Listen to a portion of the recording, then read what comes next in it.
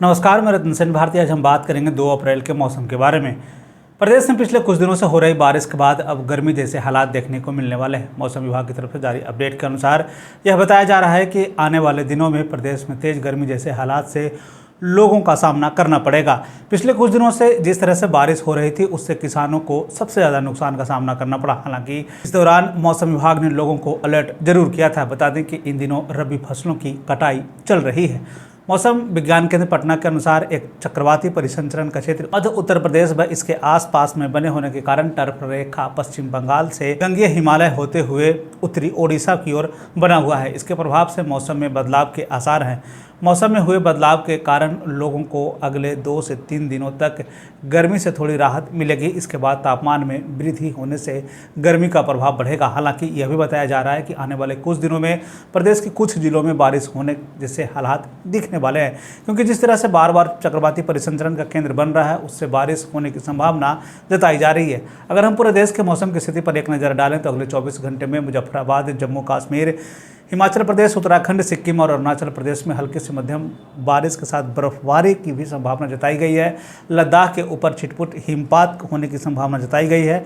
पश्चिम बंगाल, उड़ीसा के कुछ हिस्सों में, तटीय आंध्र प्रदेश, उत्तरी पंजाब और उत्तरी हरियाणा में हल्के से मध्यम बारिश होने की संभावना है। तेलंगाना, तमिलनाडु, दक्षिणी आंतरिक कर्नाटक, केरल, उत्तर प्रदेश के कुछ हिस्सों में और राजस्थान में 1 से 2 स्थानों पर हल्की बारिश होने की संभावना जताई गई है। देश के उत्तर, पश्चिम और मध्य के भागों में तापमान में धीरे धीरे बढ़ोतरी होने की संभावना जताई गई है। मौसम के बदलते हालात के बीच में आइए जान लेते हैं 2 अप्रैल के तापमान का पूर्वानुमान।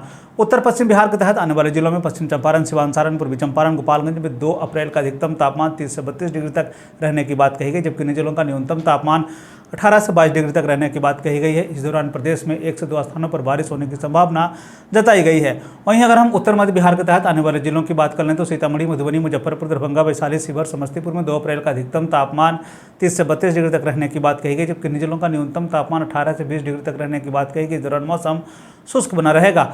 उत्तर पूर्व बिहार के तहत आने वाले जिलों में सुपौल, अररिया, किशनगंज, मधेपुरा, सहरसा, पूर्णिया, कटिहार का 2 अप्रैल का अधिकतम तापमान 30 से 32 डिग्री तक रहने की बात कही गई, जबकि इन जिलों का न्यूनतम तापमान 18 से 20 डिग्री तक रहने की बात कही गई। इस दौरान मौसम शुष्क बना रहेगा। दक्षिण पश्चिम बिहार के तहत आने वाले जिलों में बक्सर, भोजपुर, रोहतास, भभुआ, औरंगाबाद, अरवल का 2 अप्रैल का अधिकतम तापमान 32 से 34 डिग्री तक रहने की बात कही गई, जबकि इन जिलों का न्यूनतम तापमान 18 से 20 डिग्री तक रहने की बात कही गई।